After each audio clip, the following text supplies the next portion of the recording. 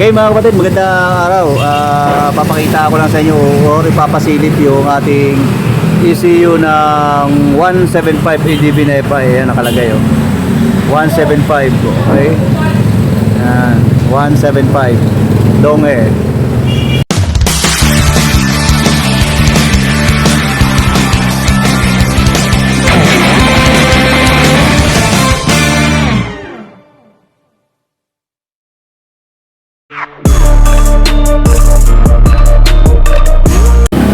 So ito mga kapatid, Easy Ride the 175 FI, ituturo ko sa inyo kung paano, saan kayo magsisimula magbaklas.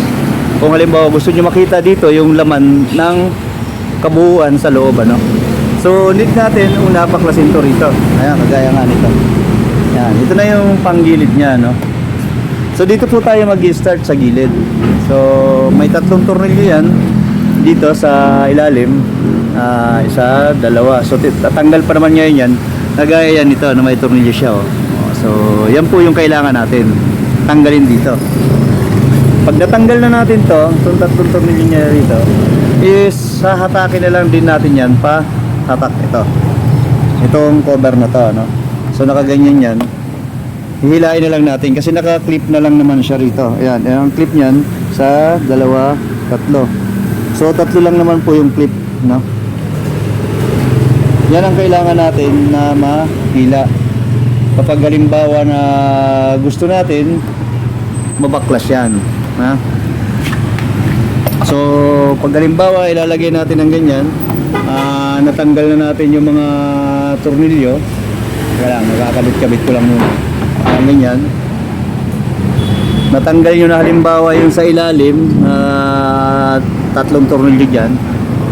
Hihilain nyo naman to pag ganon. So pag nahila na po natin to, yan, gaya yan. Dito naman tayo magsisimula sa mga tornilyo na to, sa gilid. Yan, dito. Tapos mayroon pa siya rito sa taas. At mayroon din yan dito sa loob. So kailangan din natin baklasin tong kuwan para makuha natin yung tornilyo nitong dalawa dito. May tornilyuhan po yan dito sa kabilaan, sa ilalim nito. So pag nabaklas na natin to. Tapos itong isa na to, itong Allen bolt, is kailangan pa rin po natin tanggalin tong cover para makuha din natin yung tornilyo nito. May tornilyo pa po kasi itong dalawa rito sa cover na to para matanggal siya, So naka-clip lang po yan, iaangat lang natin pataas, hilahin natin pataas. Pag natanggal na natin yung mga tornilyo. So madali lang naman makukuha to. Pero ito, kailangan lang natin to, pag natanggal natin, ibaba lang natin to mga clip dito. Ayan. So ipupus lang natin pataas, tapos para mahatak. Kasi naka-clip lang din siya rito. So may dalawang clip lang din dyan sa kabilaan para matanggal. Kasi naka-tornilyo din to dito po sa side na to, So nakakapit siya dito. Ayan, kabilaan po yan, kabilaan. At yung tatanggalin pa natin pala, ito pa, dito. Kabilaan yan, kabilaan tornilyo. Pag natanggal na natin to, isihilain naman natin to. Ito. So nahihila din tong buo na to. So ang hila nito is pahatak lang po palabas rito, para makuha natin yung eksaktong sukat niya. Tapos makikita na natin yung tornilyuhan nito, dalawa na to. To hatiring kasi ito. Yan, matatanggal din po yan pag natanggal na yung tornilyo dyan, tsaka yung tornilyo rin dito. Nandiyan na po yung busina. Ayan, nandito yung busina sa loob. Ayan. Tapos ang ating ECU is nandoon sa loob. Ayan, tuturo ko rin po sa inyo kung saan banda yung kanyang ECU. Hindi lang po natin sila mababaklas ng eksaktong baklas natin mga kapatid, kasi sa susunod na lang siguro, kasi wala tayong ngayon, wala tayong kasama o walang magbibideo sa atin halimbawa nang nagbabaklas man tayo, or sa mga susunod na araw kapag mayroon ng magpapagawa na halimbawa papapalit ng busina, is madali na lang. At saka kagandahan nito mga kapatid, halimbawa ganito, di ba, papalit ka ng busina, ito lang yung busina, ito lang ang babaklasin mo, itong side na to, kabilang side lang, ito yan, ganito yung tsura niyan. Ayan, kagaya niyan, So ito lang yan, yung hati na to. Tapos hatakin na yan palabas. So makikita na natin, madali lang magpalit ng busina, Nandito po sa left side ang kanyang busina. So andito sa side na to. So kung kayo ay magpapalit is napakadali lang. Di ba? Ang dami nating paglalagyan ng busina rito, ang lawak. Kahit dalawang malalaking busina is kakasya pa rito. Di ba? Kaya ganun kaganda ang ating ilalagay na busina dito. Mga halimbawa, dalawa. Diba? Ang lawak ko. Kasi ito naman is hindi naman nakaka-hassle dyan pag ating i-cover. Diba? So yun, counting ano ko lang yun sa inyo mga kapatid, counting idea lang ano. So sana sa susunod makakuha pa tayo ng isa pa nating video rito, no, kung paano talaga papakita ko sa inyo actual yung ating pagbabaklas nito, no.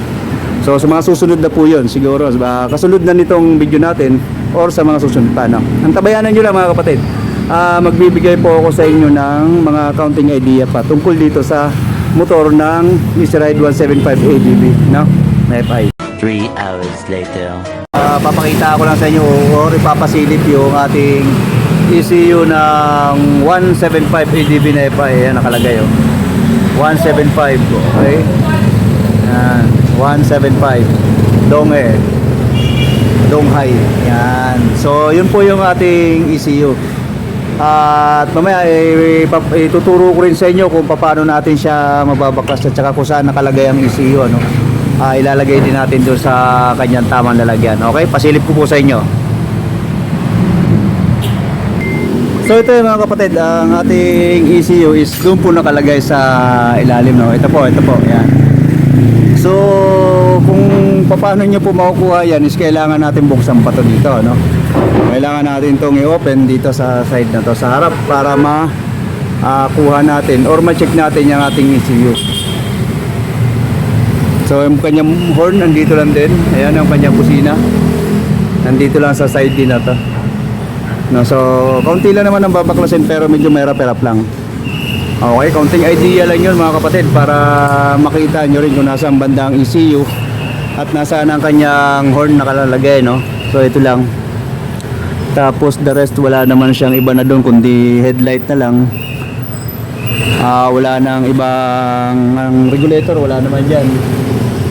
Ito pala ang regulator, ayan, dito rin sa loob. Yan din ang kanyang regulator. Ayan, may dalawang tornilyo. The rest sa kanyang clutch relay dito lang. So madali lang siya makita, no? Dito lang siya sa may lagayan ng tangke malapit. Ayan, naka-clip lang din siya rito. May clip lang din siya. So pagka i-open natin ito is malapit lang siya kung titingnan natin. Kung halimbawa maghahanap tayo ng clutch relay, no? So ito lang siya. So madali rin tayo mag-adjust ng manibela. Kung halimbawa mabubuksan natin dito is andito lang siya sa harap. So madali lang din mag higpit o magluwag ng ating mga ball race. Ayan. So ito madali lang din tanggalin to mga kapatid, ito mga to. Pero sa ngayon hindi muna tayo gagawa niyan. Kasi nakahati lang naman sila, pwedeng matatanggal to siya ng kalahati lang, no? So no need na lahat talaga siya baklasin. At yung kinakapitan ng ano natin, ayun, napakatibay, bakal pala yun. Yun. So may frame siya dun sa loob na bakal, itong kinakapitan ng ating dashboard. Kaya matibay siya, hindi siya matatanggal. So andito rin ang kanyang wiring sa loob. So sa mga susunod natin na video siguro, saka natin ipapakita sa inyo yung kabuuan yan. Ito yung sa kanyang speed sensor naman, no? Iba naman ang kanyang socket ng speed sensor. Yan. So iba rin ang socket niya. Pansinin nyo yung socket niya, iba, di ba? Kakaiba dun sa socket ng dating mga speed sensor ng QFI or dun sa 150T. So yun, counting pasilip lang yung mga kapatid. Ang kanyang keyset is madali lang din siya ma-check, no? Dito lang. Pasilip ko lang yun sa inyo.